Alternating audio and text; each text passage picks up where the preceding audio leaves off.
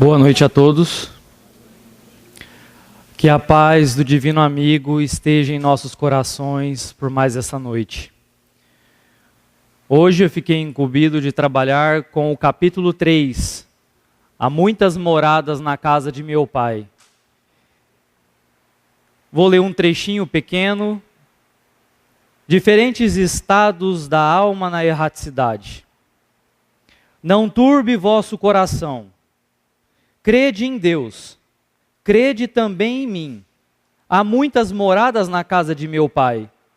Se assim não fosse, eu vou-lo teria dito.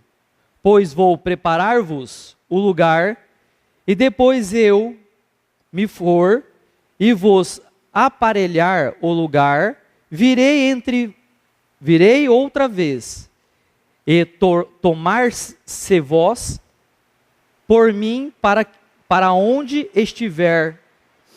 estejais também. João, capítulo 14, item 1 a 3. O que o Mestre Jesus quis dizer para que não perturbasse o nosso coração? Nós sabíamos, até o conhecimento espírita, que muitos, àquela época do Mestre Jesus, não conseguia compreender na essência as palavras do Mestre, que utilizava a parábola como se fossem charadas, para que as pessoas desenvolvessem o seu intelectual, o raciocínio, e quando entendesse as palavras do Mestre, essas pessoas estavam realmente preparadas para receber com o solo fértil do coração, para que a semente, a palavra do Mestre, pudesse desabrochar. Nós podemos observar que quando ele fala, não turbe o vosso coração, ele quer dizer que muitos eram aqueles que se amedrontavam com a palavra morte. Muitos acreditavam que o morreu acabou. E eles então se amedrontavam, ficavam perturbados, ou porque eles morreriam, ou porque morreria um dos seus entes queridos, e eles acabavam tendo receio, medo por isso. Então, quando Jesus fala para eles não turbar os corações, crer em Deus, mas crer também em Jesus, porque ele trazia os ensinamentos que poderia libertar os homens daqueles pensamentos de sofrimento aos quais perturbava. E ele fala que ele vai para preparar o lugar. Que lugar seria esse? O reino que ele sempre falou, o reino que não estava circunscrito ao mundo material, mas o reino que pertencia ao mundo espiritual. Ele ia para nos receber futuramente. Mas lembrando que o Mestre Jesus foi o grande arquiteto do nosso planeta. Foi ele desde o início da formação, onde não existia seres vivos, segundo Emmanuel, no livro A Caminho da Luz. Nós podemos observar que Emmanuel nos traz isso, que Jesus é o nosso arquiteto, organizador, governador do nosso orbe. É ele que está preparando o planeta Terra para que os espíritos aqui reencarnassem. Nós podemos observar que o planeta Terra era no seu início incandescente, mas já existia como morada, como mundo transitório, onde na pergunta 234 do Livro dos Espíritos é perguntado, Allan Kardec pergunta aos espíritos se existiria mundos onde habitaria espíritos, não só encarnados, mas somente espíritos. E ele responde que sim. E ele fala que a Terra já foi um planeta transitório, onde era habitada somente por espíritos, nada de encarnados ainda naquele período, que quando as condições foram favoráveis para a vida orgânica, que aí começou a ser habitado por seres humanos ou encarnados, ou digamos assim. E o que nós podemos entender então? Há muitas moradas na casa de meu pai. As moradas da casa do Pai, de Deus, é o universo. São todos os planetas que são habitados. Porque seria para nós, muitas vezes, uma pretensão nós entendermos que nós somos o centro do universo. Principalmente quando nós falamos que existem seres extraterrestres. Por que extraterrestre? Não mora na Terra. Nós somos o centro do universo. Nós acreditamos que só aqui é vida. Então tudo que está lá fora é extra. Como se nós, o nosso planeta, fosse o centro do universo. Sabemos que ainda vivemos um período que podemos comparar ao período das grandes navegações, onde eles acreditavam que não existia o continente americano, mas que eles achariam uma nova rota para as Índias. Nós ainda continuamos como aqueles homens de mentalidade ainda limitada, circunscrita nos continentes conhecidos, a África, a Europa, a Ásia. Para eles existia só isso. E nós continuamos ainda sem transcender a nossa parte mental, buscando analisar que Deus não teria construído os planetas simplesmente para iluminar as nossas noites. E Joana de Ângeles fala um termo aqui muito interessante no livro Jesus e o Evangelho. Então Joana nos traz: a ingenuidade medieval explicava que as estrelas fulgurantes no infinito eram lâmpadas mágicas para iluminar a noite por misericórdia divina.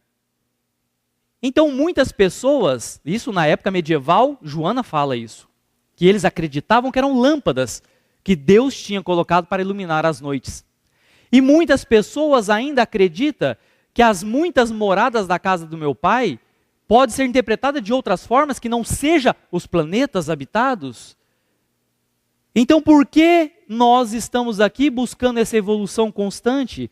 Nós sabemos que Deus cria incessantemente as criações que começam no mineral, no vegetal, no animal, entrando nos mundos primitivos, onde aqueles espíritos recém-saídos, ainda recém-formados pelo Pai, reencarnam nos mundos primitivos. Mas quais são esses mundos? Na escala dos mundos, nós podemos observar que existe mundos, olha o plural, mundos primitivos, vários. Mundos de expiação e prova, mundos regeneradores, mundos felizes, mundos divinos, crísticos. São as escalas evolutivas. Então nós vamos observar que cada mundo é como se fosse uma sala de aula. No mesmo colégio nós podemos ter 3, 4 salas de quarto ano. E cada sala é para que aqueles alunos estejam ali, porque é o nível que eles comportam. Então nós podemos observar que estes mundos, os primitivos, são para aquelas almas que recém estão iniciando a sua trajetória evolutiva, onde o primarismo, a brutalidade, onde tudo se resolve pela força, pela agressividade. É nestes mundos que estão começando os homens. Quando nós olhamos as histórias e vemos aqueles homens primitivos, onde o cérebro era reduzido e o maxilar era aumentado, eles ainda não pensavam, eles reagiam praticamente que por instintos, ainda não eram dotados de sentimentos, de razão, eram instintivos como animais. Eles buscavam a sensação, o prazer na hora da reprodução e simplesmente a alimentação como base das suas vidas. O mundo primitivo evolui, chegando com estas almas preparadas a entrar no primeiro mundo de expiação e prova. Aí que nós vamos observar o que Emmanuel fala neste livro, um dos melhores livros sobre o tema A Caminho da Luz. E aí ele vai nos explicando bem claramente que a Terra tinha espíritos recém-saídos do primitivismo, espíritos ainda embrutecidos, e Jesus, juntamente com a divindade, com Deus, permitiu que os espíritos trazidos de outros planetas viessem à Terra para habitá-la como, digamos assim, um momento de reabilitação. Nós já ouvimos falar nos exilados de Capela, que foram os espíritos transviados naquele planeta, que não quiseram evoluir e foram retirados do convívio daqueles que queriam evoluir. Mas Deus não quer aniquilar aqueles filhos, dando a eles a chance. vocês serão retirados deste planeta, levados para um planeta inferior, e farão aquela raça, naquele planeta inferior, evoluir material e intelectualmente. Se vocês cumprir esta missão, vocês poderão retornar ao seu planeta de origem, se auxiliar e se melhorarem. Então colocar as condicionais para eles. E nós podemos observar que se nós pegássemos uma sala de alunos da primeira série e colocássemos só os alunos e falasse, estudem e evoluam, eles nunca aprenderiam. Mas é necessário que se coloque um professor junto a eles, para que esse professor, dotado de inteligência, possa fazer com que as inteligências latentes das crianças desabrochem. Então é este o sistema. E foi trazido os espíritos intelectualmente muito superiores, trazidos à Terra, para que fizesse a raça ainda atrasada, como crianças moralmente, intelectualmente falando, para que fizessem esse intercâmbio de conhecimentos.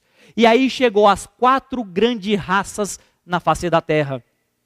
Nós podemos observar a maior de todas as raças, e a primeira, os egípcios, que fizeram construções que até hoje a nossa tecnologia não consegue explicar, porque tem locais dentro das pirâmides que nenhum aparelho eletrônico funciona.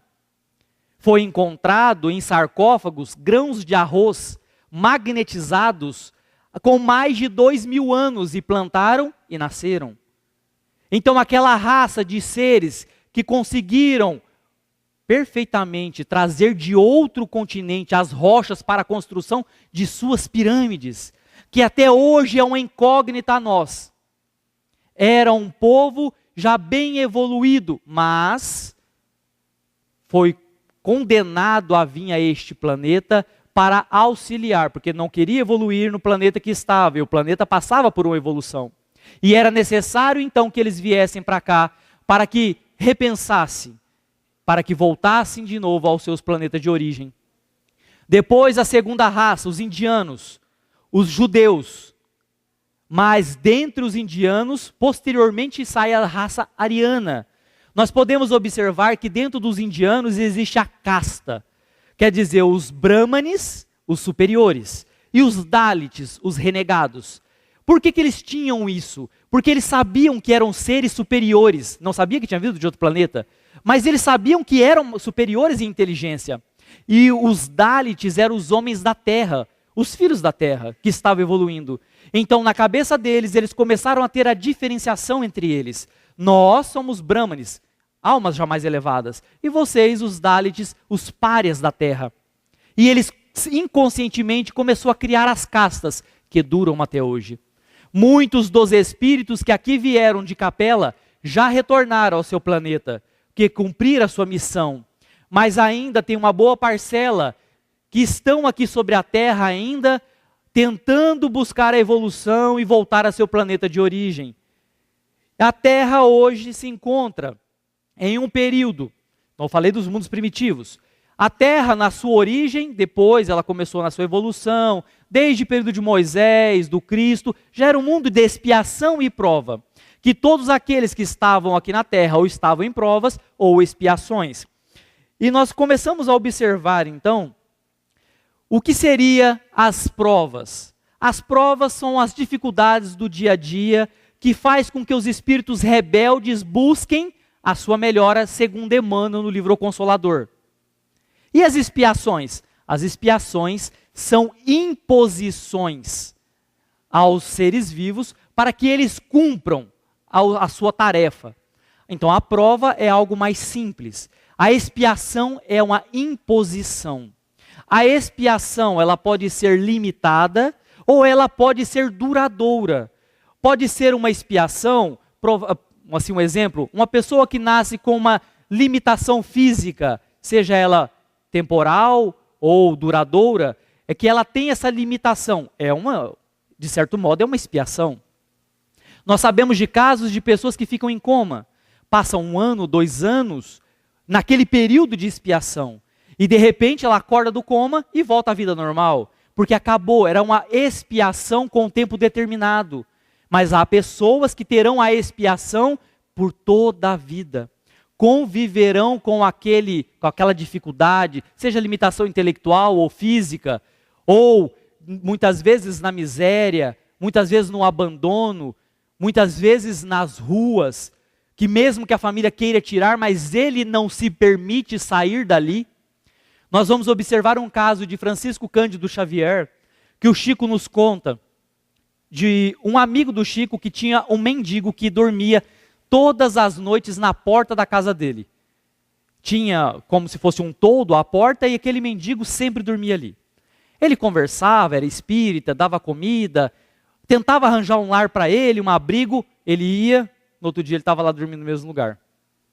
E aí, este amigo pergunta ao Chico, e o Emmanuel vem e traz a informação. Fala que aquele mendigo de hoje foi um grande fazendeiro do passado, que ele desapropriou várias famílias deixando sem lar. E a sua consciência o cobrava de tal maneira que os lares que ele tirou, ele não se permitia ter um lar. Mesmo ele tendo família, mesmo ele tendo oportunidades de ter um lar, uma casa, a sua consciência lhe infligia a punição para que ele não tivesse um lar, enquanto ele não espiasse aquilo que a consciência o deixasse em paz, devido aos comprometimentos do passado que ele adquirira. Então a Terra hoje é um planeta onde nós estamos numa grande transição, saindo de um mundo de expiação e prova, onde ainda o mal predomina, aonde a ignorância, a dificuldade, muitas vezes o interesse próprio é muito maior do que o interesse coletivo, onde nós nos preocupamos conosco, não com os outros. E isso ainda é característica de um mundo de expiação e prova. E o que acontece? Foi citado também no Evangelho a palavra erraticidade. Espíritos errantes. Espíritos errantes vão para a erraticidade. O que seria espíritos errantes? É os que erram? Não. É aqueles que vagam. É aqueles espíritos que estão vagando, que estão no mundo espiritual, chamada erraticidade. O mundo espiritual também é conhecido como erraticidade. Então, os espíritos que estão na erraticidade, no mundo espiritual, é conhecido como espíritos errantes. Mesmo os espíritos que não, somente os espíritos que se encarnam, não são os errantes. Lembrando que errantes não tem ligação com erro. Ah, são espíritos atrasados porque estão em erro. Não, errantes porque estão no mundo espiritual, na erraticidade. Certo?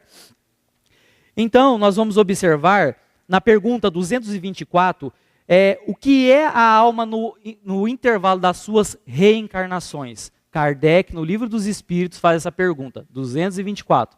O que é a alma no intervalo das suas reencarnações? E os Espíritos respondem, espírito errante. No intervalo, quer dizer, ele está desencarnado, ele está no mundo espiritual, na erraticidade, ele é um espírito errante. E aí ele não contente, ele pergunta, 224A, quanto podem durar os intervalos das reencarnações? As reencarnações são rápidas, lentas? Como que funciona? E os bons espíritos respondem a Kardec. Pode durar de algumas horas até milênios, até vários anos, mais de 1000 anos para que possa reencarnar. Então, de algumas horas, a pessoa muitas vezes acaba de desencarnar e já está preparado a ela uma nova reencarnação. E muitas vezes ela pode ficar por séculos no mundo espiritual, na erraticidade, até que ela volte ao mundo físico. Qual o outro sentido que nós podemos interpretar, então, das muitas moradas da casa do meu pai? Nós sabemos que os mundos que nós acreditamos não ser habitados, mas são habitados. Nossa tecnologia não conseguiu ainda penetrar ao conhecimento e ao intercâmbio com os espíritos que moram nos outros planetas. Então, mas poderíamos interpretar de outra maneira também as muitas moradas? Sim. As colônias espirituais ou vale de sofrimentos. Também entra como moradas do espírito. Mas não são moradas eternas, são moradas momentâneas. Nós sabemos que as colônias espirituais, elas recebem espíritos sofredores, espíritos já lúcidos, trabalhadores, como também os vales de sofrimento aos espíritos rebeldes e maus. Nós podemos observar que a espiritualidade também nos fala que esses vales de sofrimento está cheio de espíritos ignorantes, muito mais de ignorantes do que de espíritos propriamente maus. Porque os espíritos maus são uma minoria nesses vales de sofrimento. A grande maioria que lá adentra são espíritos ignorantes como nós, que pela ignorância não perdoamos, pela ignorância nós somos vaidosos, orgulhosos, nós acabamos com a vida do nosso semelhante para o nosso benefício, mas a gente não quer fazer o mal a ele, nós pensamos em nós. O egoísmo que nós temos é superior ao altruísmo de auxiliar os outros. E isso daí acarreta, pela ignorância, de não saber e não conhecer as palavras do Mestre em profundidade, nós muitas vezes erramos e somos levados a esses vales de sofrimentos pelos erros. Mas como que eu posso fazer para não ir para esse lugar? Não importa o erro que você teve nesta vida, não vou nem falar de vidas passadas, vou falar desta vida. Muitas vezes nós temos uma vida longa e já falhamos na nossa vida, cometemos algum ato que nós achamos culpável. O que eu posso fazer? Faça o bem. O bem que se faz apaga o mal que se fez. Qualquer ato que a gente possa ter errado, equivocado na nossa vida, trabalhe para o bem. Porque é um prato de balança. Se o mal está muito pesado no prato da balança, quer dizer que o trabalho para o bem está pequeno. Então eu começo a trabalhar para o bem, eu começo a equilibrar e muitas vezes eu consigo ultrapassar pelo bem, pela caridade, pela ajuda, pela uma oração, por uma palavra amiga, por um esclarecimento, um consolo. Nós estamos servindo o Mestre. Todos nós somos chamados hoje pela doutrina espírita a servir o Cristo, que é o nosso patrão. Todos os religiosos seguem o Mestre Jesus. Independente da interpretação que eles têm da doutrina deles, da maneira que eles acreditam ser, mas o nosso patrão aqui é o Mestre Jesus que nos leva a Deus, o nosso Pai, o único Deus. E nós então estamos buscando dentro da doutrina o alicerce para que nós possamos galgar a nossa evolução.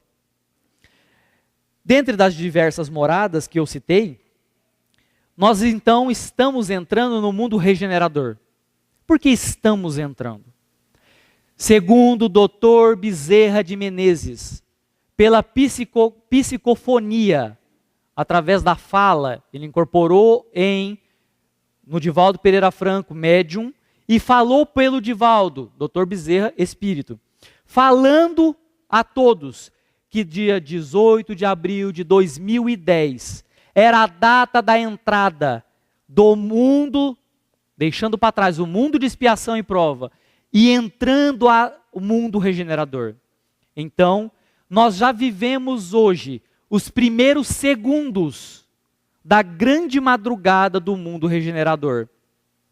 Quando nós chegamos a 0 hora, já não é mais esse dia, já é o outro, certo? Mas ainda é noite. Quando nós chegarmos hoje a 0 hora, não é mais quinta, já é sexta. Mas sexta ainda é a noite.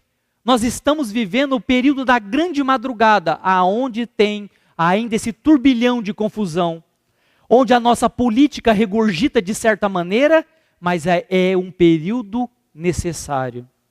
Vocês acreditam que o padroeiro do Brasil, o Anjo Ismael, não sabe o que está acontecendo nas diretrizes do nosso país? Você acha que o Mestre Jesus, que vê com bons olhos a nossa pátria, que o Brasil é o coração do mundo e a pátria do Evangelho, foi eleito porque era para ser lá em Jerusalém, depois foi passado para a França e depois para o Brasil. O Evangelho a sua árvore está fincada aqui no nosso país. Um país onde tem a maior estrutura religiosa laica, em comparando aos outros países. Se nós formos observar o bom trabalho de Adolfo Bezerra de Menezes, enquanto era político brasileiro, quando estava reencarnado. Porque a igreja dominante queria fazer com que o nosso país fosse um país de uma religião só. E ele, enquanto político, juntou a outros que transformou o Brasil em um país laico. Quer dizer, pode ter a religião que quiser, não tem uma religião oficial. E aí nós temos o movimento católico, se não o maior, um dos maiores do mundo. Uma das maiores igrejas evangélicas estabelecidas e estruturadas do mundo. O maior país espírita do mundo. nós vamos ver que muçulmanos convivem em harmonia com todos os outros credos em nosso país. Este país é abençoado. Este país tem riquezas, como diz Haroldo Dutra, que quando ele vê os roubos que estão tendo, falando que roubou milhões, ele não entristece, pelo contrário, ele fica contente, porque se roubaram milhões, é que esse país é rico. Este país tem potência para se recuperar, para ser uma grande potência, não só econômica, mas principalmente a potência espiritual. Que o nosso legado religioso será levado aos outros países como exemplo. Que outro país do mundo pode falar que teve espíritos tão elevados reencarnados como o nosso? Dr. Adolfo Bezerra de Menezes, Eurípides Barçanufo, Francisco Cândido Xavier, Zilda Gama. Nós podemos observar Dona Ivone Amaral Pereira, Divaldo Franco, Irmã Dulce, e tantos outros que me falha a memória.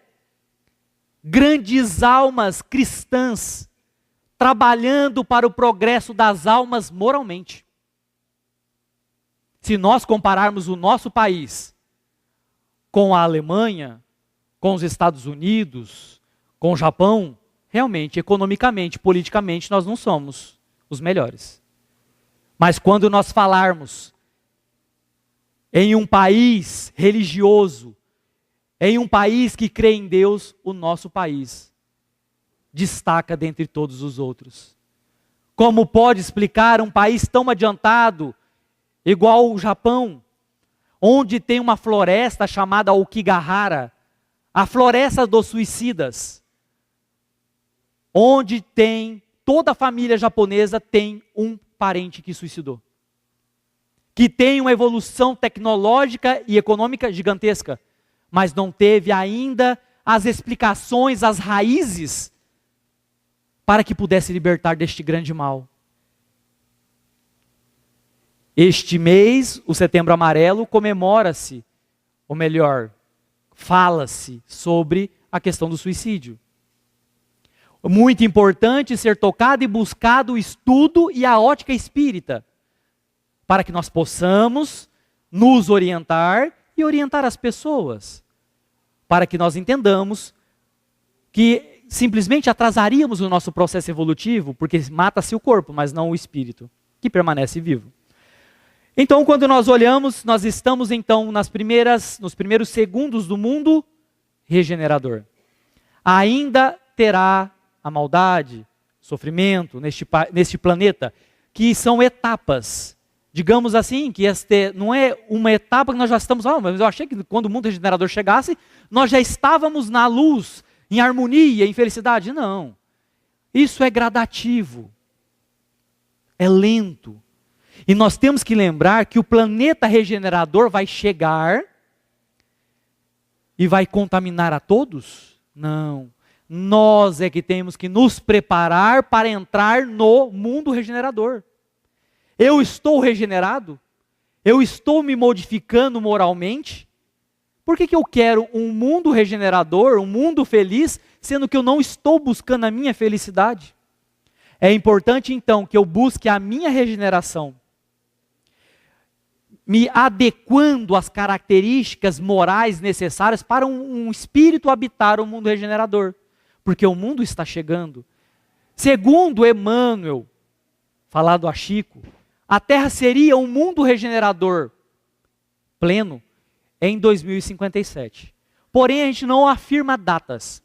Porque nós sabemos que devido ao processo evolutivo dos seres humanos, ou sua lentidão, essa data pode aumentar, pode diminuir, pode ser mais rápido, ou pode ser mais lento o processo evolutivo do planeta. Porque nós fazemos parte do planeta. O planeta Terra é um grande organismo onde nós somos as células. E se o planeta mudar de vibração, é porque cada um dentro dos seus corações está mudando. Não é o planeta que com um passe de mágica vai se transformar em um paraíso.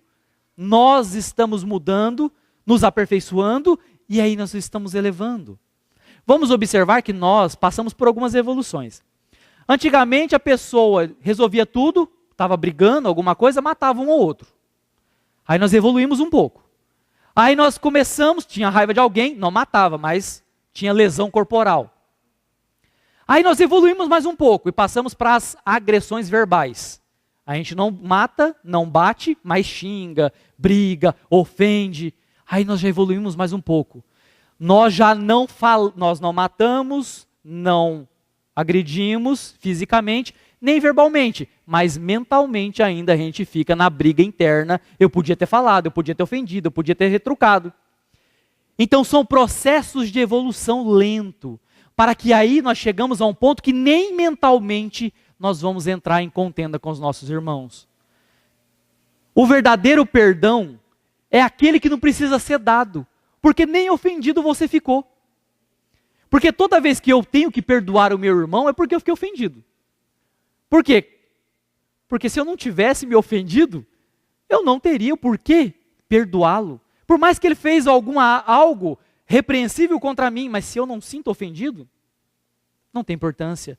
É transcender as coisas materiais, as ignorâncias físicas que nos amarra, nos atravanca ao processo evolutivo. Então, nós podemos observar que dentro dessa escala, nós temos os mundos felizes, que são aqueles mundos onde o bem já supera o mal.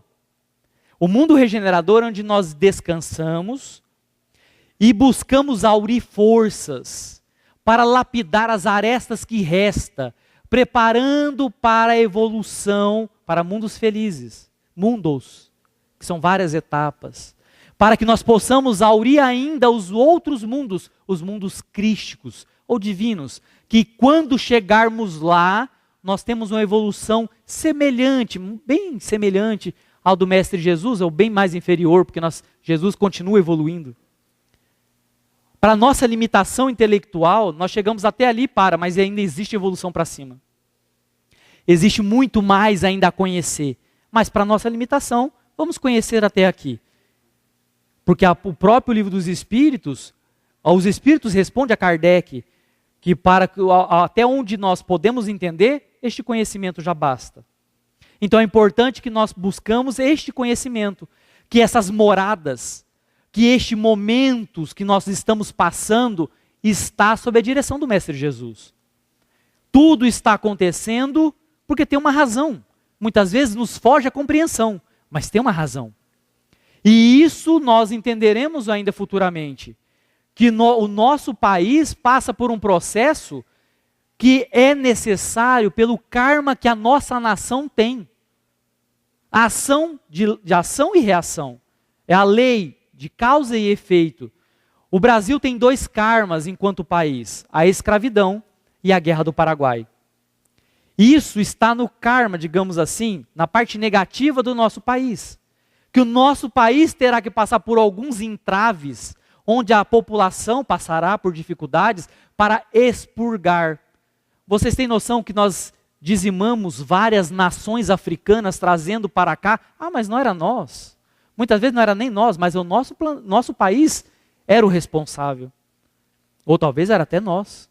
Quantos de nós, muitas das vezes, estavam traficando escravos para cá? Quantos de nós poderíamos estar na Guerra do Paraguai ou não? Ou torcendo? E esses são os 2 karmas que o nosso país tem que expurgar, depurar, para que nossa nação comece a crescer cada dia mais. E nós estamos conseguindo chegar ao fim deste martírio expiatório que o nosso país passa.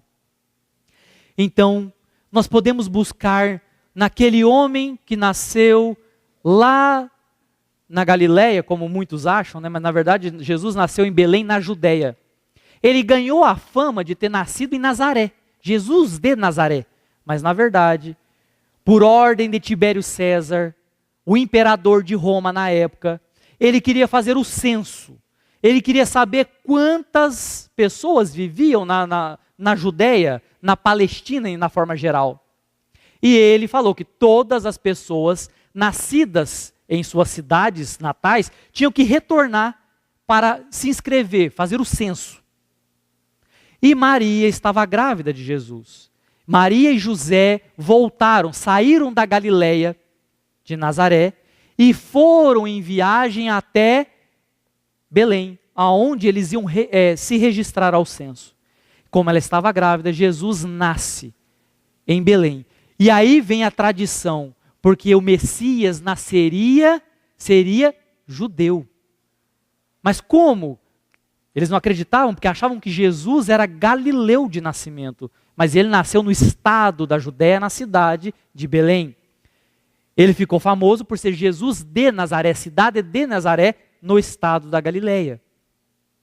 Mas ele cumprira a missão, porque ele estava já como o enviado, porque todas as previsões falavam que o Messias era judeu, e ele era de nascimento judeu. Mas cresceu na Galileia, na cidade de Nazaré.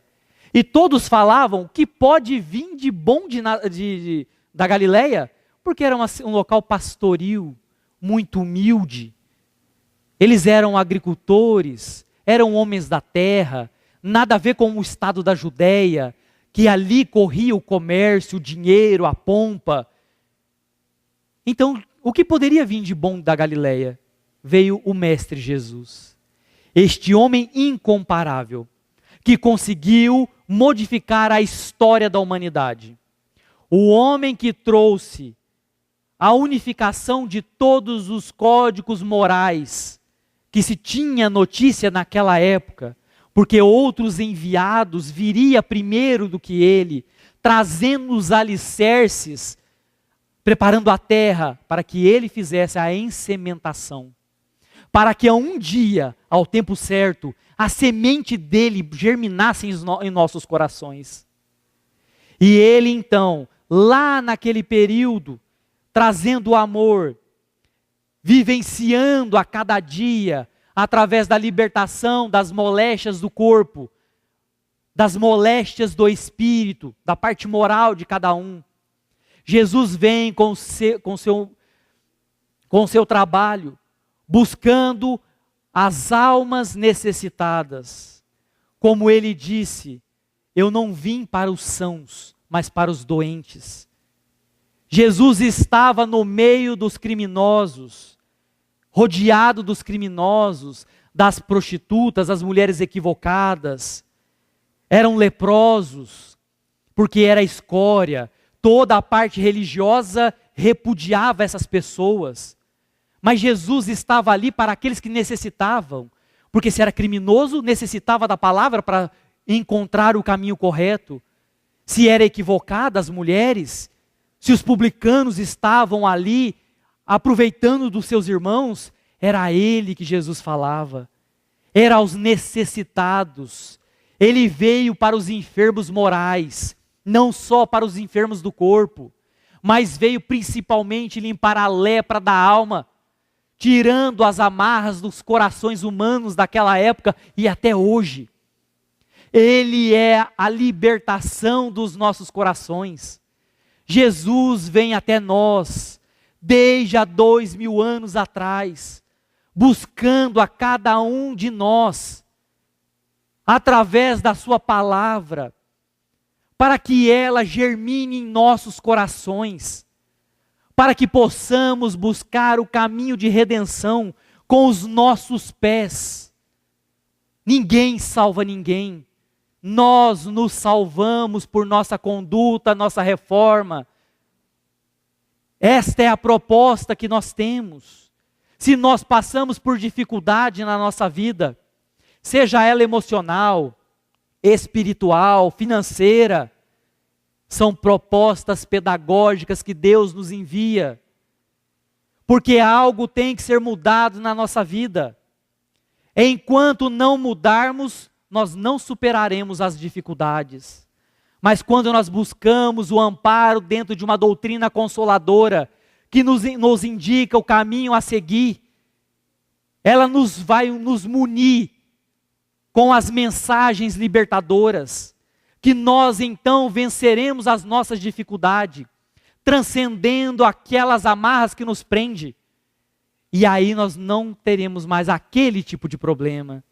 Porque aquele processo pedagógico, para que fazer o aluno passar pela prova que ele já fez e já foi aprovado? Então, aquele processo pedagógico, nós conseguimos libertar. Vamos lembrar que Jesus conseguiu contagiar homens, pescadores, rudes, cobradores de impostos, comerciantes. Foi esses os homens que ele utilizou para que fizesse o seu apostolado.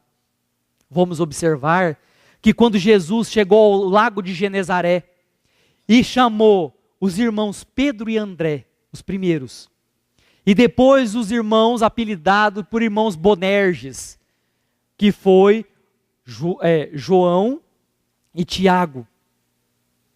Foram os primeiros que Jesus chamou. E quando ele chegou, ele fala: vim a vós, convidá-los para não ser mais pescadores de peixes, mas se tornarem pescadores de almas. Que magnetismo aquele homem tinha! Os homens largaram as suas redes, como que se embebecidos, empedutizados pela mensagem do mestre. Largou tudo. O pai de João e de Tiago ficou espantado, falou: meu Deus, o que se passa? Como este homem conseguiu arrastar os meus filhos dessa maneira? E toda aquela legião de pessoas que caminhavam atrás dele, ficavam encantados com a sua fala, com o seu verbo, com sua energia de amor. Vamos lembrar uma linda história. Pedro, o apóstolo Simão Pedro, estava preso em Roma, na prisão marbentina. Chegara o dia que ele ia ser crucificado. Ele era libertado dos grilhões, os soldados pretorianos da guarda real vieram buscá-lo, e aquela marcha onde todos os outros que estavam vendo ele, cristãos, não cristãos, olhavam para aquele homem com mais de 80 anos e reverenciavam a ele. Aquele homem seguia com passos firmes, com a cabeça erguida. E aí que todo mundo se rodeava ao volta dele, tentando tocá-lo, beijar a mão, agradecer pelas curas, pela palavra de consolo que Pedro, como chefe do colégio apostólico, tivera auxiliado milhares de almas. E aí os soldados romanos, muitos deles respeitavam Pedro, porque tivera familiares curados por Pedro. Mas dentre eles, um pretoriano chamado Aniceto, que com muita raiva, vendo aquela veneração das pessoas, espanta com palavras rudes: vamos, judeu maldito, tu agora pagarás por enganar o povo de boa fé. Quero ver escapar da cruz, bruxo. Cadê o teu Deus para te libertar? E segue ofendendo Pedro até o local da crucificação. Quando ele vai subindo a colina, ele olha e vê ao longe em Roma o campo de Marte. Ele observa a estátua de Augusto. Ele consegue ver os casarios de Roma. Mas nada daquilo o impressionava mais. Ele então, como se desdobrasse a era do Mestre Jesus, lá na Galileia, no mar de Genezaré. Ele começa a lembrar daquele homem humilde, que com sua palavra encantadora, satisfazia os corações famintos da verdade. Ele já não estava mais ouvindo os insultos daquele pretoriano. Era como se ele sentisse os cheiros das rosas de Betsaida, as romãzeiras de Dalmanuta, as frutas de Cafarnaum. Aquele momento seu espírito estava como transcender, sabendo que a morte chegava e ele viria ao seu amigo, o Mestre Jesus novamente. O seu coração se enchera de ansiedade. Ele viria Jesus. Eis que ele é levado ao martírio. Quando é fincado os pregos em suas mãos, em seus pés, a sua mente estava desligada, em conexão com o Mestre Jesus. Pouco sentia a dor. Quando crucificado, de cabeça para baixo, quando os pretorianos achavam que aquela crucificação seria rápida, porque seria de cabeça para baixo, ele morreria mais rápido, e foi um engano. Já caía a noite e Pedro não morria. Eis que Aniceto, tomado por ódio, grita: morra, bruxo maldito. Cata uma pedra e arremessa na face de Pedro. Pedro começa a sangrar e começa a sentir uma ligeira queda na sua pressão arterial. E ele já se vê liberto do corpo físico ao pé da cruz. Eis que uma grande luz surge no céu. Jesus descia para vir buscá-lo. Quando ele vê o mestre, ele corre, se joga aos pés do divino amigo e tenta beijar o chão onde o mestre pisava. E Jesus o toma pelo braço e leva a uma colônia espiritual fora do nosso planeta. Provavelmente Jesus ficou com Pedro por 2 semanas. Era só alegria, recordando as épocas onde eles faziam as peregrinações. Mas no dia cedo, Jesus fala a Pedro: Pedro, fique aqui na morada que eu preparei a vós. Fique o tempo que quiser, mas eu tenho que ir. E Pedro fala: mas Jesus, onde vais? Eu mal cheguei, eu estou com saudade. E ele fala: Pedro, e aponta ao longe, bem longe no espaço, um lugar obscuro. E ele fala: lá é o planeta Terra. Lá tem muitas almas necessitando de mim, em sofrimento. E enquanto houver uma lágrima derramada sobre a terra, eu não descanso, Pedro. E Pedro, como antigamente, fala ao Mestre Jesus: se o Senhor vai, eu vou contigo. Eu também quero, Mestre. Eu quero trabalhar. E eles descem, chegando à atmosfera terrestre, chegando onde tinham vários cristãos orando, cantando hosanas ao Mestre. Eles chegam e Pedro, emocionado em ver tudo aquilo, Jesus chega ao ouvido de Pedro e fala: Pedro, alguém te chamas. E Pedro, surpreso, olha e identifica lá ao longe um homem com uma criança nos braços. A criança queimava em febre, a criança estava à morte. E aquele homem, em pensamento, leva o seu pensamento ao alto e fala: Pedro, sou eu o pretoriano que te jogou a pedra.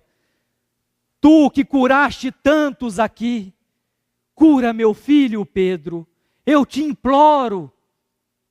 E Pedro olha para o Cristo, e Cristo com aquele gesto, tipo assim: vai, eu te ajudo.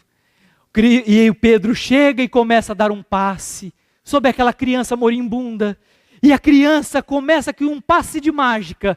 A criança olha para o pai, liberta da febre e abraça o papai. E aquele homem sofrido olha ao alto e fala: glória a Deus às alturas e paz aos homens de boa vontade. Jesus, amado Mestre, hoje eu acredito em Ti. E foi a nova renovação daquela alma. E esta renovação, Senhor Jesus, é que pedimos aos nossos corações, para que Tu traga a libertação necessária aos grilhões que nos atravancam a nossa marcha evolutiva. Ó amado Mestre, colabore para conosco na nossa marcha evolutiva, para que possamos buscar a cada dia, dentro desta doutrina, as bases para o alicerce da nossa evolução. Que a caridade seja o lema de cada um de nós. Que as suas bênçãos interpenetrem ao nosso espírito, potencializando ele, para que possa galgar a sua evolução tão necessária. Abençoa o nosso planeta, que é a nossa morada desta encarnação. Abençoa nosso país, que passa por momentos difíceis. Mas que nós temos fé em Ti, Mestre.